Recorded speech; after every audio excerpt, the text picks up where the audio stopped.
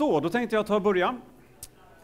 Jag heter Johan Lindfors och först då, is there anyone who wants me to do this in English? One. There usually is. So I'll do it in English. Just for you. No worries, no worries. The slides are in English and I had prepared it to do, but it's more accustomed to, I'm more accustomed to do Swedish, but we'll do English, that's fine. My name is Johan Lindfors. I run my own company called Codrux, which is small, well, it's just me.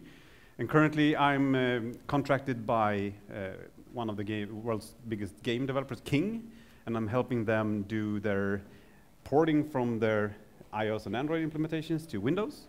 And I've done that for 3.5 years, something. I've also done a lot of UWP applications, such as Scandinavian Airlines. I've helped with a couple of others as well. So my background is I used to work for Microsoft for 13 years, and after that I've done a lot of Windows development, .NET development, UWP development, and different types of gigs. But what I've also always done in my roles on Microsoft and after Microsoft is I've always been sort of a presenter. I've always loved these conferences and doing talks for developers and how to use .NET or how to use C# and solve problems and such. So what I've also been passionate about and this is awkward actually, when I think about it, I've actually been passionate about game development for like 35 years, which is really troublesome actually, because that just means I'm really old. And I'm actually getting a bit too old, I think, as well, for doing these types of gigs. When I've talked to developers in common, I try to talk about game development as well, because I think that game development is sort of like a skill in development that gives you a key. You need to be on par. You really need to know your stuff, and you need to educate yourself continuously if you want to be a good game developer. But then I've tried to apply those skills for other stuff as well. So what I've also done then as a presenter is I have the fortune to meet young people from kids to like 10 years old up to like 18, 19, 20 as well, and taught them about development and how I act as a developer and such. And that's also why I'm doing this session on how I've introduced kids to programming, and I want to share some of my thoughts about this and how I did my sessions. And honestly, I've only done 2 actually for the last year. So it's not that I've done a huge amount of them, but I measure my success on the fact that I've been asked to come again. It's too early to measure the success based on how many of these kids have become developers, because it's and also I've been asked when I come here, so do your kids, I have 2 kids, Max and Matilda. Max is 11, Matilda is 16. Do they do development? And no, not in a lifetime, I think, but they really don't like it. I have had more success with my sister's kids than I have with my own kids.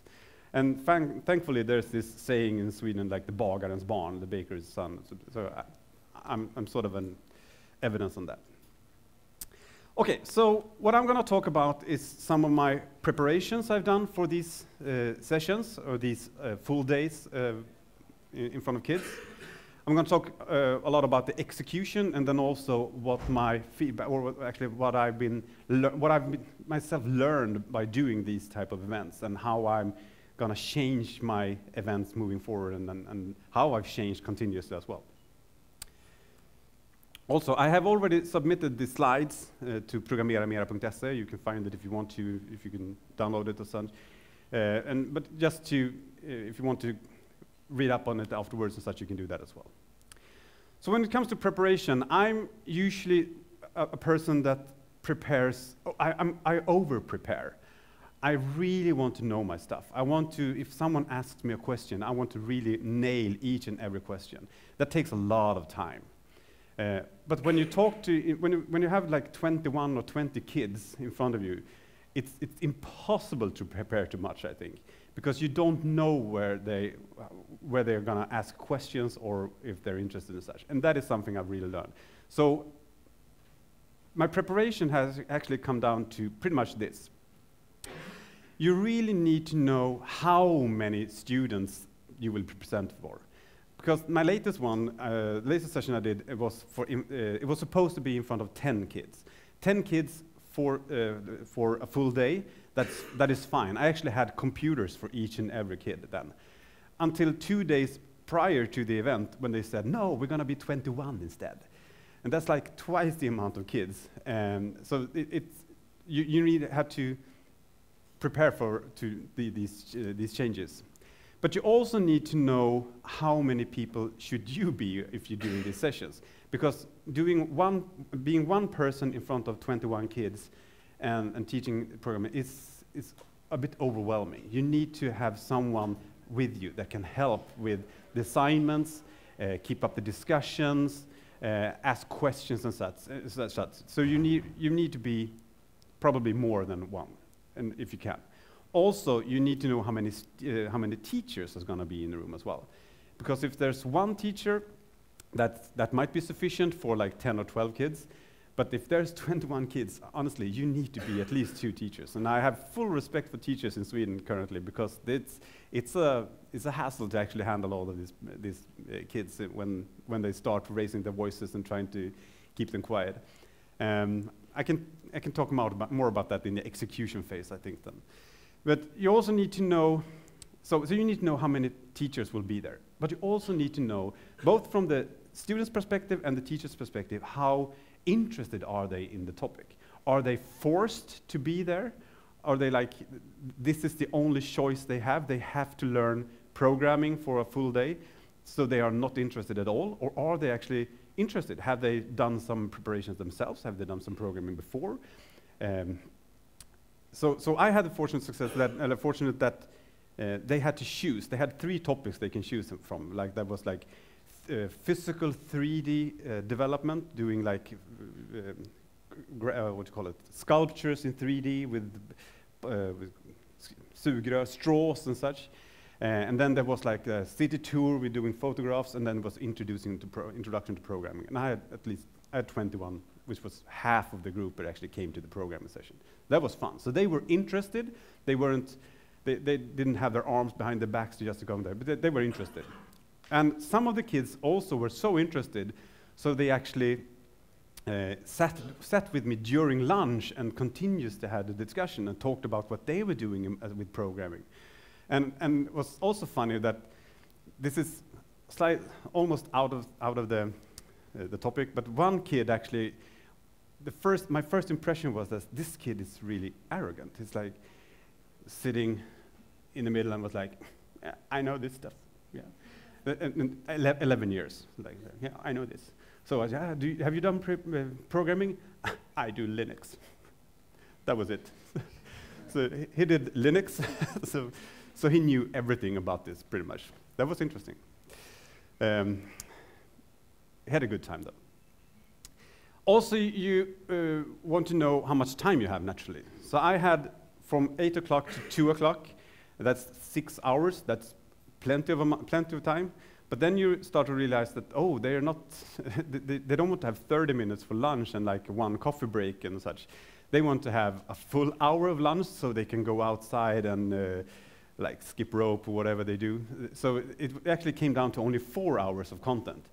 But thankfully, 4 hours was enough for me, I should say, because when I've come home from all of these sessions, I'm exhausted. Like 4 hours, that is enough. I don't want to do anything else for the rest of that day, actually. I just want to contemplate and just watch Netflix or anything like that. Even though it's fun, it's exhausting. Okay, so what I also did for one of the preparations, since I knew the teacher, I knew some of the classmates, some of the kids as well, I could ask them, so how what type of devices do you have? What have you done earlier? So what I was told was like, yeah, well, you know, we've done Scratch, so we don't want to do Scratch. And I'll tell you about a bit about Scratch later on. It was like, okay, so you don't want to have Scratch, because Scratch is pretty much the common denominator of all initiatives against programming for kids, is that you're going to use Scratch. And it was like, no, they hate Scratch. Like 10, 11 years old, they hate Scratch already. So probably that is due to the fact that the teachers had no experience whatsoever in educating in Scratch or educating for development for programmers as well. They don't know anything about these topics. But then again, I stuck to it. I said, okay, I'm not going to use Scratch. I'm going to use something different. Also, the only devices that the school has was iPads. So the first session I did, I actually used iPads, period. Only iPads. They were doing development on iPad. And that is a pain, I should tell you. And the kids also hate it, actually. They really hate it, even though they love the devices. But they don't love the school devices, because those are not meant for playing with. So it's just like going to use for schoolwork. But it's a pain. So for the second one, I actually said that, okay, so I'm going to have 10 or 12 kids that I was told. So I'm going to bring computers. So I brought, like, since I started my company, I purchased a lot of devices. Fortunately, for being a single developer in the company, I can purchase the devices I want to. So I reinstalled, I have an MSD and subscription as well. So I reinstalled and used like pretty much all of the licenses I have there to reinstall all my computers. So I brought Surface Pro computers, Surface Pro 1, I think, and then Surface 3s, and I had different types of devices. I just lined them up there. And I also have a MacBook there as well. I have a MacBook Pro as well with me, and I had a lot of devices with me. And the fun thing here was that when I put them up on the tables for the kids, they was like, "Oh, you have so many computers, yeah, yeah. But please be careful with them," I said, because they are kind of expensive. And naturally they asked, so, "Oh, how expensive are they?" And then I realized I had like come in with a backpack with like 200,000 Swedish crowns of computers. It's like, ooh, I maybe should have took a taxi or something like that. But it was fun. Yeah, but I reinstalled, I cleanly installed these computers, except the MacBooks though. I'll tell you about some of the experiences I had when I started them. Because then I thought, like, I knew all of these devices. I knew the environments. I installed Git. Why did I? And I installed Visual Studio Code and Python, which we're going to use and such. So, but it was an interesting experience as well. But I want to keep this session somewhat interactive, because first of all, have anyone here done similar sessions in front of kids themselves? Okay, cool.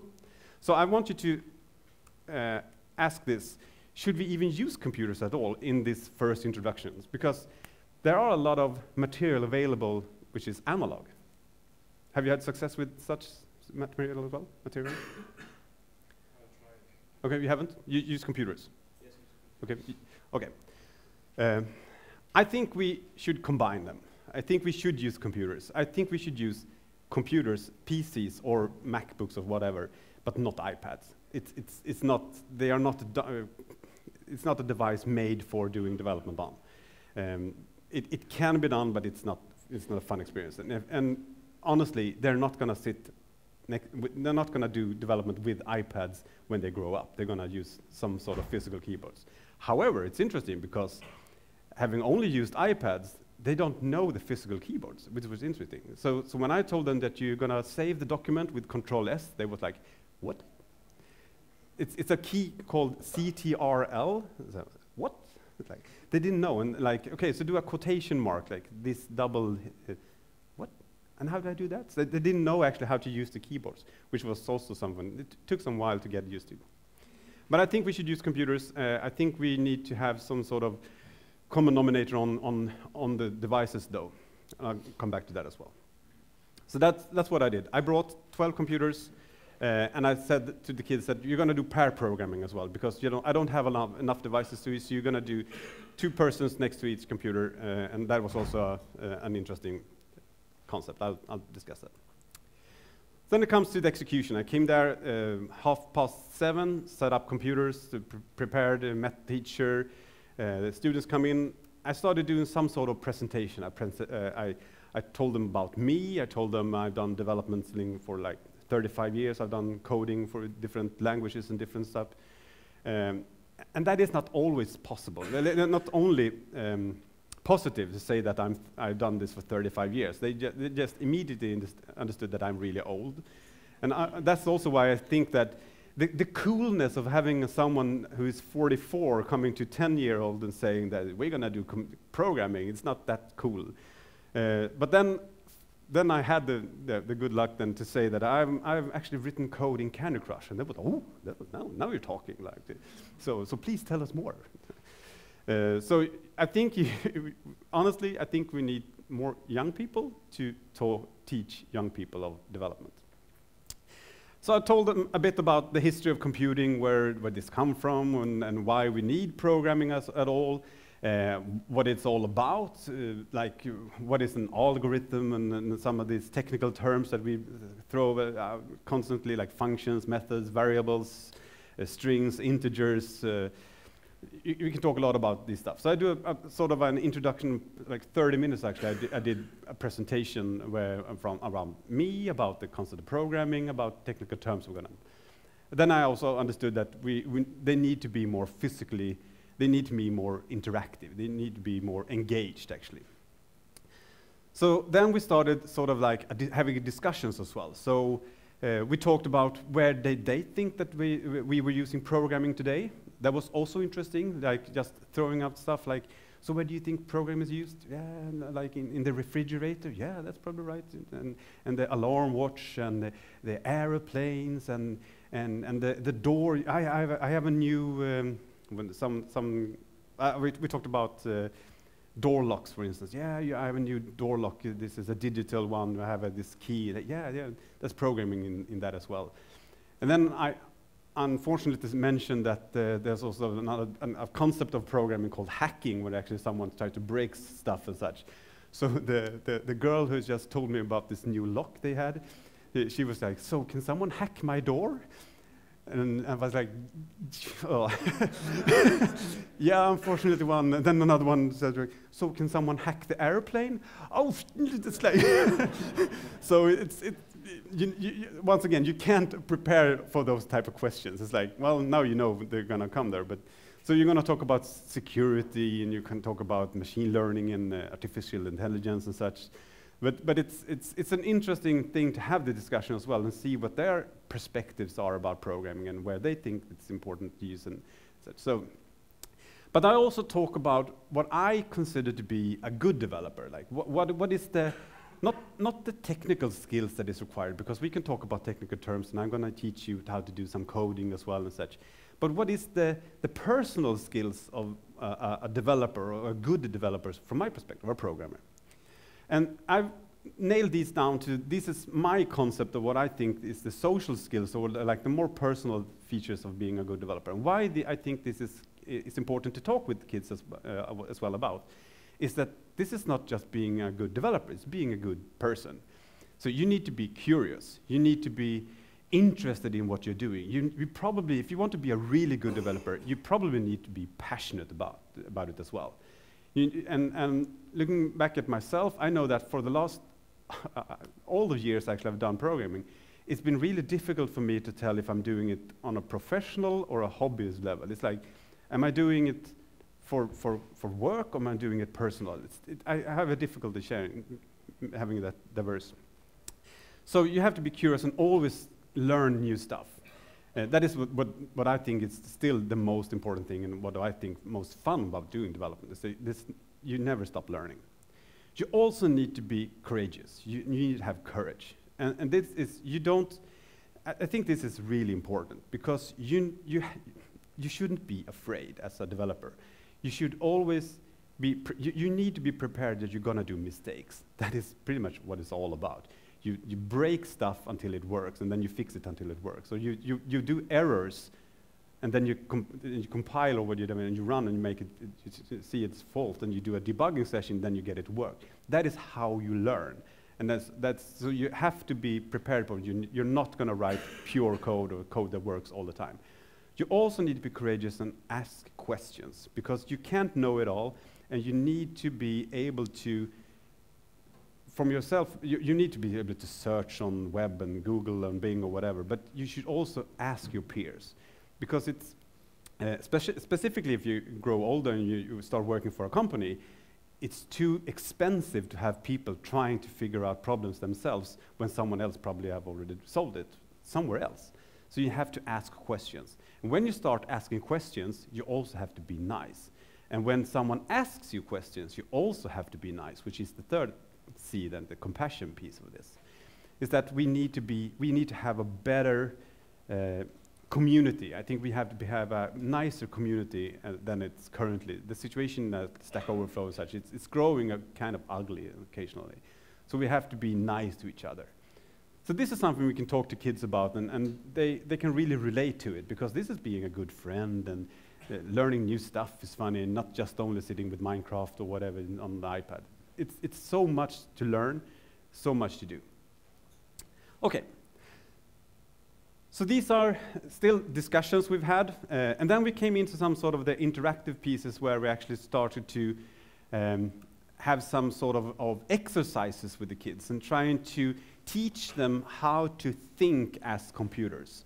So because computers are stupid, they are they're logical, they need to be true or false, they have to have loops and such, and trying to get the kids to think in those terms, you don't have to use computers to do that.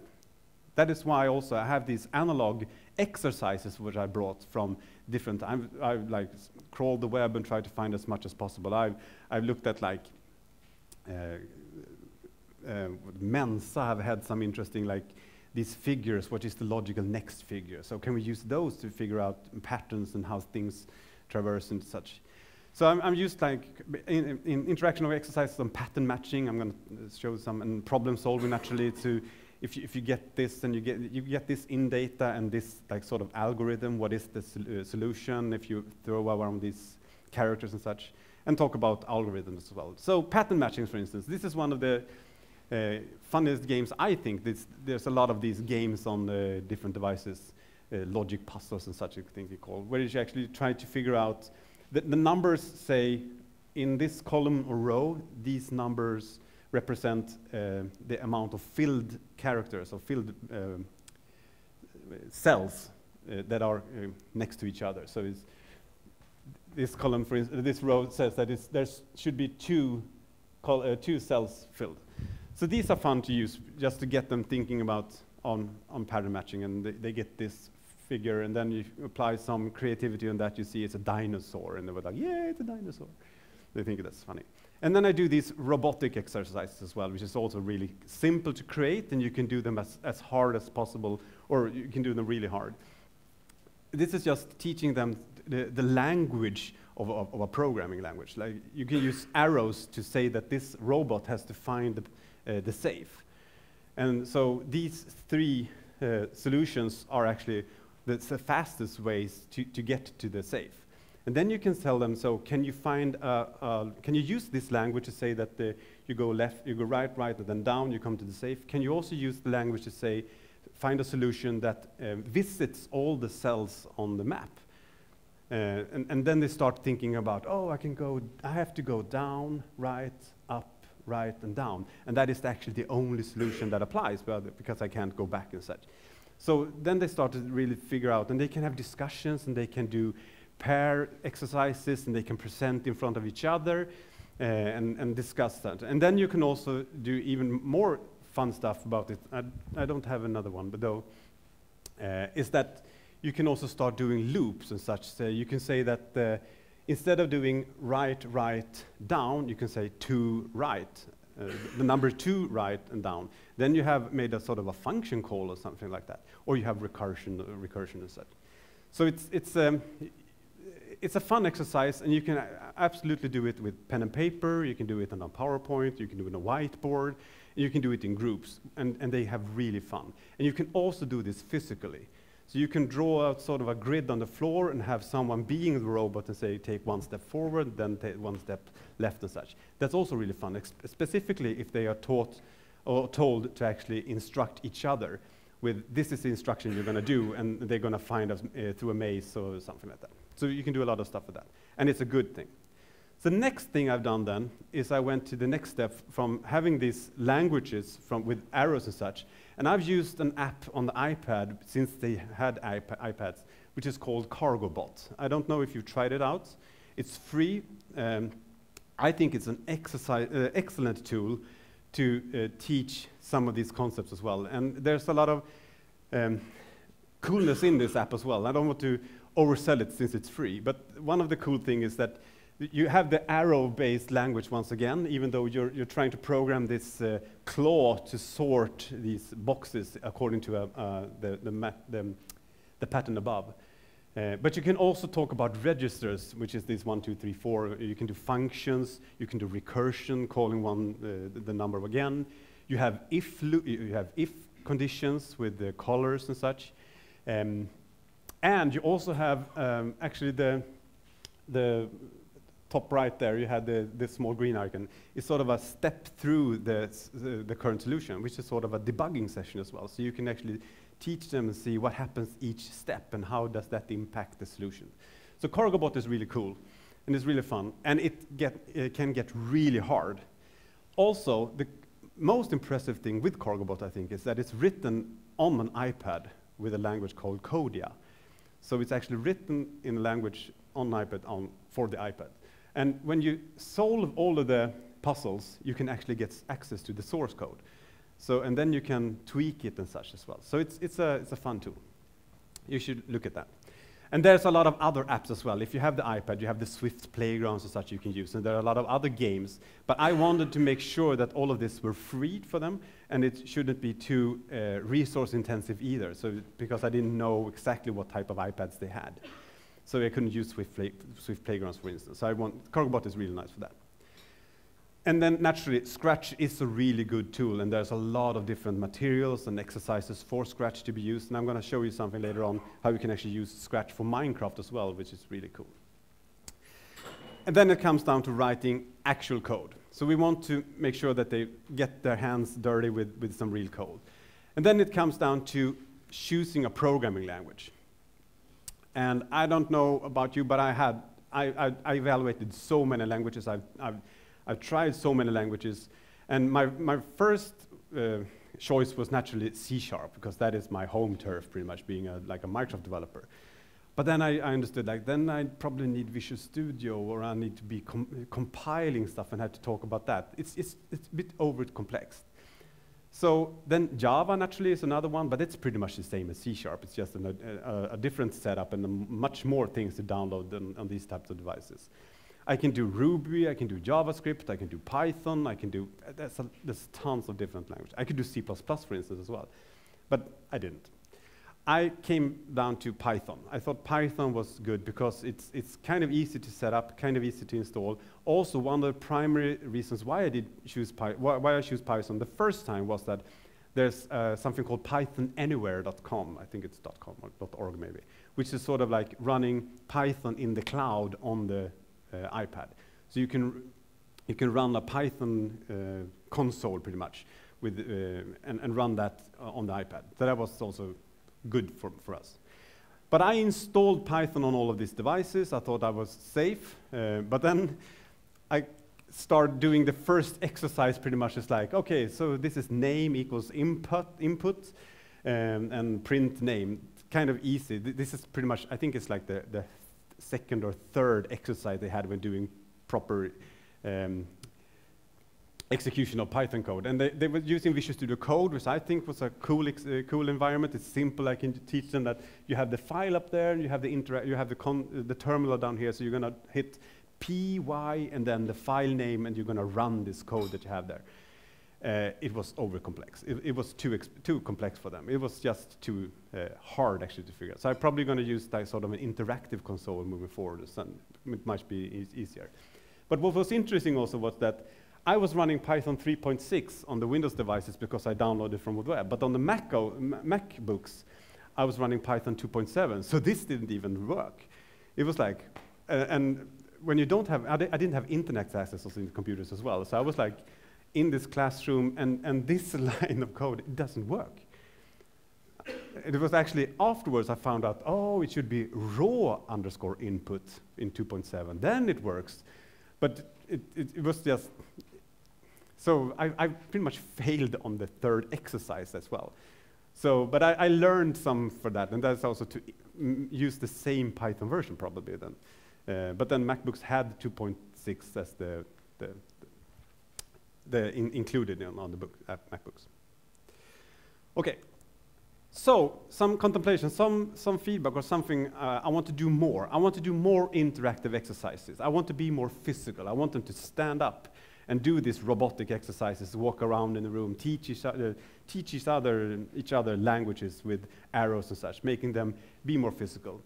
I want to do more game development, because what I realized when I use this Phaser, I'm going to talk about a bit about that. I used Phaser, which is a JavaScript framework to do game development, which is being used by a lot of companies and such.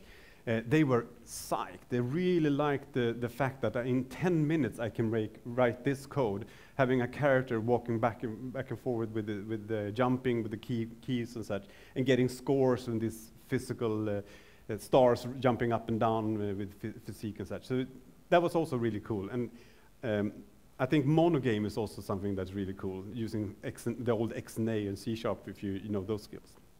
I probably want to do more robotics, more physical stuff, like maybe bringing a couple of Raspberry Pi devices and doing some cool stuff with that, or Arduino devices and such, or maybe just Lego Mindstorms and such. They can do so many cool stuff there. But then again, all of these devices cost money, so I have to pay for that because the schools don't pay for anything. So I have to bring everything and then I have to bring it back and such. So having like 10 Raspberry Pi devices at home, well, if I'm not going to do a cluster one, it's not that useful, I think. But I want to do more of that. I want to do less of this. I thought I was being smart using Visual Studio Code instead of Visual Studio, and I probably was, but I wasn't smart enough. I should probably went with sort of like a notepad solution or something, even maybe the interactive Python instead. Because it's still, they didn't understand the difference of the file. They didn't know what files were, actually. I had to tell them what is a file and how that works. It's stored somewhere and such. And just running a command with a file, what happens then, the interpretation or is it compilation or such. So it was a bit over complex. Even though Visual Studio Code is really nice for doing Python development and C++ and everything else as well. I did pair programming. I told you that the kids were seated in pairs. And I'm not going to do that next time, I think. The main reason I did it was that I didn't have enough devices. But I told the teacher, the problem with this is that they were too young for doing this. And I told the teacher, can you divide them into couples and in pairs, and then they can sit next to each other? It didn't work because they were arguing, and they were the two ones that were talking the most. They were sitting next to each other. They were disturbing everyone else. It was like it was a difficult experience having people doing this in pairs. Also, if one of the kids were really smart, or not smart, but having a lot of experience with this, and the other wasn't, the pair didn't. They didn't collaborate. They were just running ahead, and the other kid didn't understand anything. So they need their own devices. But that also means that I have to be more persons in the room to help 21 people instead of 10 or 12 pairs.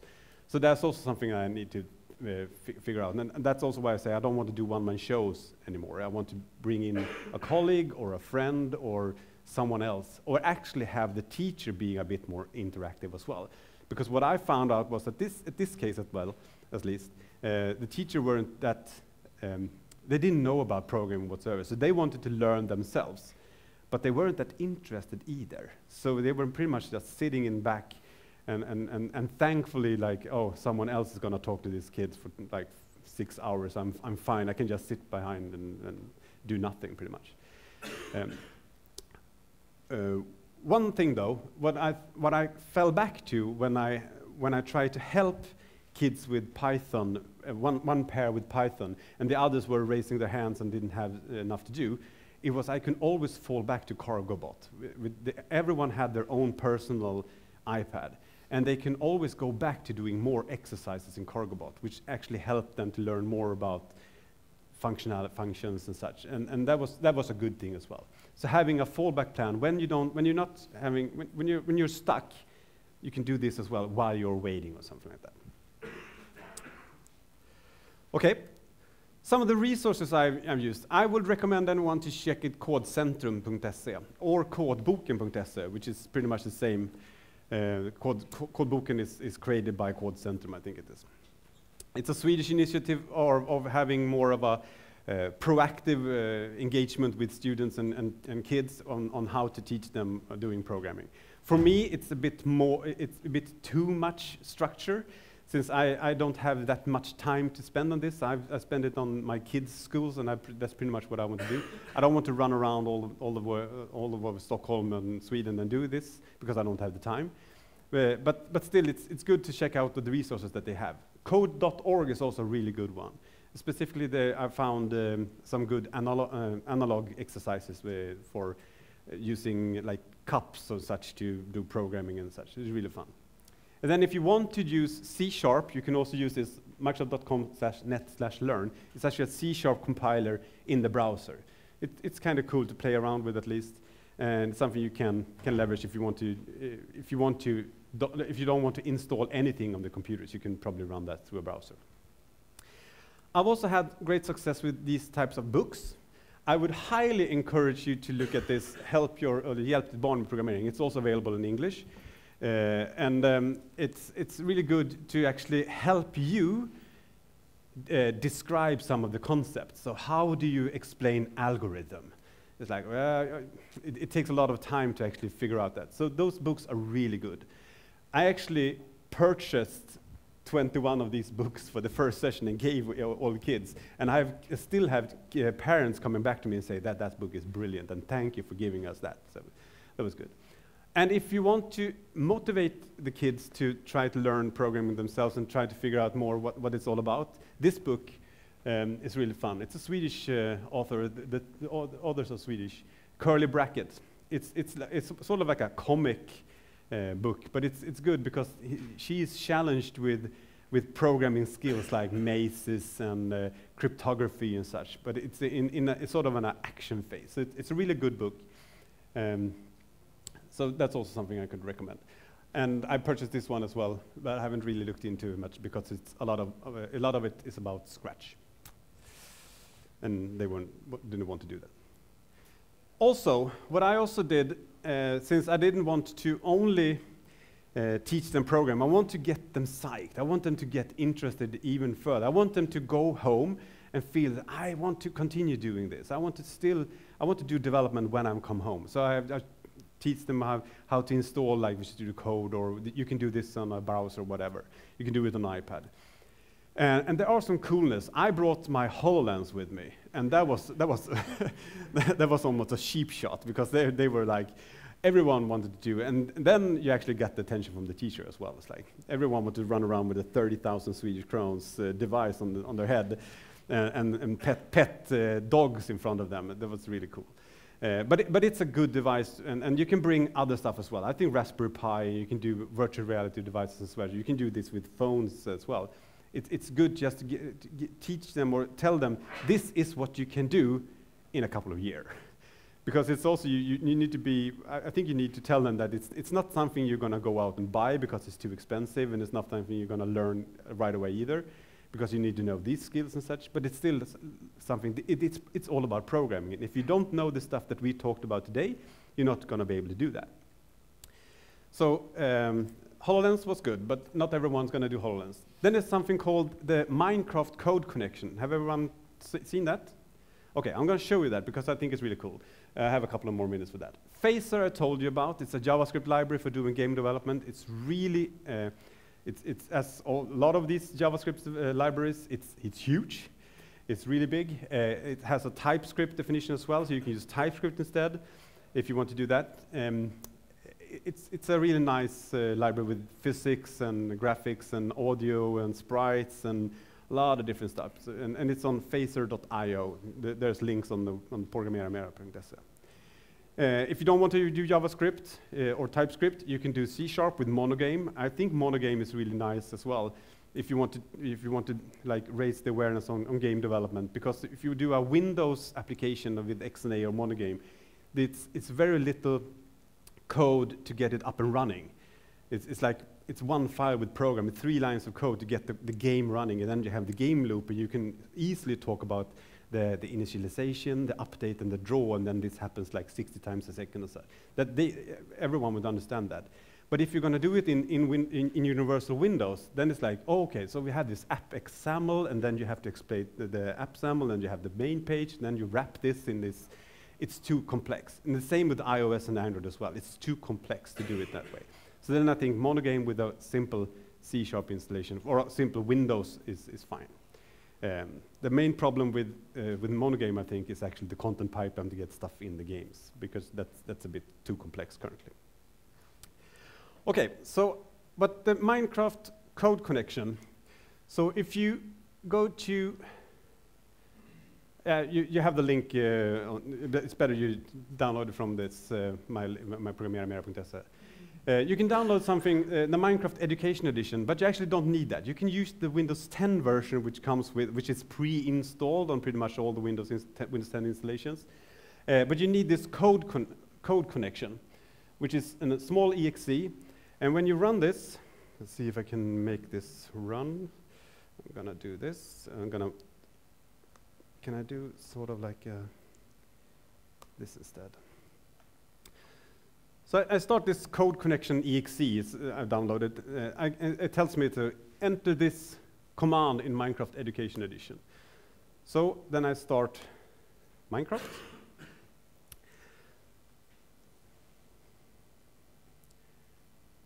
Okay, I'm not gonna log in here. And then I'm gonna just create a new world. Let's do creative. Because pretty much all the kids are familiar, at least, with Minecraft. And so now I am in Minecraft. I can do like, let's do this, so it's easier to see. Then I'm gonna hit T to get the, and I pass this command, hit enter. I'm now connected to this application behind here. I should be, let's see. Oh, I probably don't have, it might be some sort of network. Let's do it once more.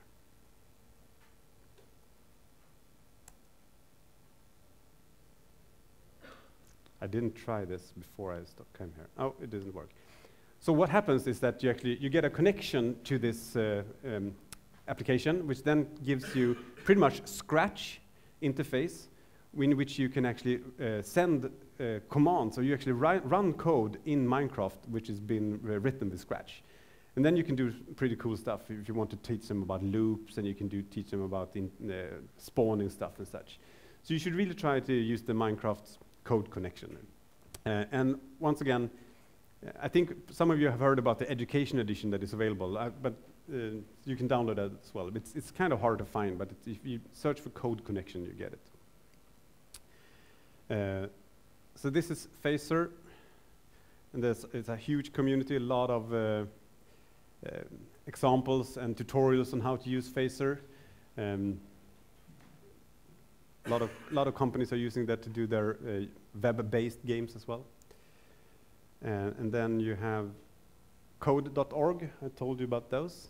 You have Code Centrum. You have this C# in browser, the Microsoft run the C# in the browser. And you have Monogame. And Monogame is really cool. Some claim it's cooler than Unity, actually, because it's more code. But there's some nice games being written in Monogame. And I think the coolest thing with Monogame is that they actually managed to finalize the vision that Microsoft had with XNA being sort of like a managed game engine being used all over the place. Monogame managed to do that, and you can run it on lots of different devices, so it's really, really cool. And it's C#. Okay, the last thing I have then is something that I still find kind of hard, and that is actually how we get these kids to be passionate about computers not being consumers of games and material on YouTube and such on their iPads or other devices, but also be producers. And actually how do we make them want to contribute and make them want to change stuff? And I haven't really figured that out yet. But so if you have suggestions, I'd be glad to have that discussion and raise. So please raise your hands, and if you have something, Fabian. One thing that I've seen work for some at least is if you just simply ask what they want to do, what would they like to create? Yes. In some sense, because then they have that. Ooh, I want to make. We had one kid that they needed to pick a school for gymnasium. Yes. I was like, I need to compare the different schools, and I can't find a website that does that. And things like, okay, let's see if we can build that. What we need first, because then they know the goal and fight for that. So the suggestion for Fabian is really good. It's actually to have them submit their own problems, actually, and then try to help them fix that with writing code. I totally encourage that. I think that's a good suggestion. However, you should also, but it depends on how old they are, because if you talk to 10 or 11 years old, they will say, yeah, I want to build Minecraft. It's like they're a bit too out there. So then I've talked about like writing mobile applications is good because it's a smaller experience. It's like a limited possibility in what you can do and such, but also make them realize the possibilities, but also try to stay within sort of a boundary earlier as well. So they don't want to do HoloLens and holographics such right away because it's a bit too hard. But it's a good one. Anyone else? Yes? Yeah, I was thinking about teaching the kids in the school where my two boys are. But they, as you told us, they just have iPads. Yeah. And I was like thinking of also the same device thing. But do you think you can use physical keyboard instead? Is that a way to? Yes. Yes, absolutely. So the comment here is that would it be a good thing to have physical keyboards? Would that help in writing code on iPads? Absolutely. They didn't have that. And it's not fun to write on a virtual keyboard. Physical keyboards would help. It still is a limited experience. And the Python Anywhere is something you could look into. The good thing about that was that it was okay to run the console. The console worked in that landscape environment and also worked fine. The problem was that when we created 10 accounts on Python Anywhere for that session, they sort of like, hey, you're coming from the same IP, I think you're spoofing something like that. So they shut down that, so we can only have 10 accounts instead. So that's also something you have to prepare for. And there's some other virtual code environments as well, like code IDEON, I think IDEON, I think is one of them. And there's some other environments as well you can run in the browser. There are some JavaScript clones as well you can run in the browser. Also, there are really nice apps on iPhone and iPad and on Android. I think it's called Pythonista, but it costs money. And when it costs money, I couldn't, I wasn't allowed actually. I could have purchased because it's like 50 crowns. That was easier than, less expensive than the books. But I couldn't buy apps for their iPads because they couldn't install that and handle that on themselves. So. I talked to them, and exactly as you said, even if you could buy them, you can't install them because they install it separately. Yes. And push it out. Yeah, and I had to buy 600 instead of 21. No, I didn't do that. For Python in particular, you probably run like a notebook server. Yep. Yeah, so there are some different cloud solutions you can use as well, and absolutely. Python was fine, and JavaScript I think is also something that might be easy to do as well. Please. I have one more basic question. Sure. I share your problem that I want my girls to not spend too much time on the games and stuff. But is it good to teach them that or left to programming? Is it good to teach? Good to teach them, like this is a complex thing. No, I think it's a good thing to teach them. Like I've been like contemplating on that. I'm trying to teach them, then holding myself back. Like I'm not sure Okay. if it is a good idea. Okay. So. Like, they are 10, 11 years old. Okay. I've been like trying when they were 6 or 7. Yeah. I think it's always good to teach the kids how to do programming. why I think it's because I've learned that I don't want to be too transparent here, I think. Some kids have issues in school, period. They find it hard when they read assignments like in math and such. When you have 1 + 1 equals what, that's fine. But when they get these reading assignments that Pelle have 3 apples and Eva has 5, and then they divide them and such, then it's too overwhelming. And it doesn't have to be dyslexia, it's just a bit too much. Then I think programming is also something you can teach them on how to get a big problem and divide it up in smaller problems that you start to solve instead, and then you put it together.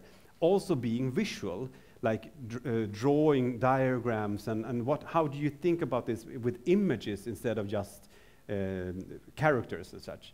So I can apply those concepts to different types of exercises and problems, not just being programming. But the essence of programming, for me, is actually to take a big problem, divide it into smaller subsets until you get this if case, or the line of code that I can write. Then I solve that problem, and then it grows back up, and I have a full solution. So that is a solution for kids that have problems at school? Yes, I think learning them programming could help them learn how to approach a big problem by taking a step back and making sure that, okay, Pelle has 3 apples, so I'm gonna draw 3 apples.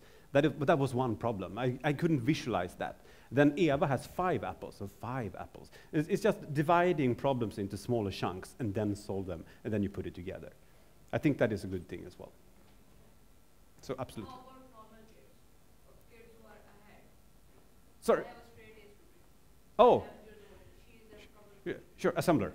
So I don't want to like present her with this thing, and like this is another problem when you have these kind of kids who are very smart. Okay. And to present them with something like this. Ah, okay. And then Okay. good for like kids. Okay, so if you have kids that are really good, really smart, and they really grasp these concepts immediately, then you can traverse kind of rapidly as well. And you can teach them. I still think Python is a good language to learn because it can be used in so many different aspects. I think writing web pages, making like JavaScript interactions, Canvas elements and such, that is also a good thing to learn. But when they are smart and they see this. These kind of things, and then they get into another kind of passion. Yeah. You're trying to get them out of the game, and you put them into this Yeah. programming addiction. Yeah. That I have actually done. Yeah. And Good. I have a girl having resort with, Yeah. could I have a tennis game and do a ping pong on the JavaScript? Yeah. So That's perfect. I think it sounds perfect. Let's continue afterwards as well. I want to hold you any further. If you want to have the links I told you, it's available on programmeramera.se. It's the first post lately. Thank you for coming. Thank you.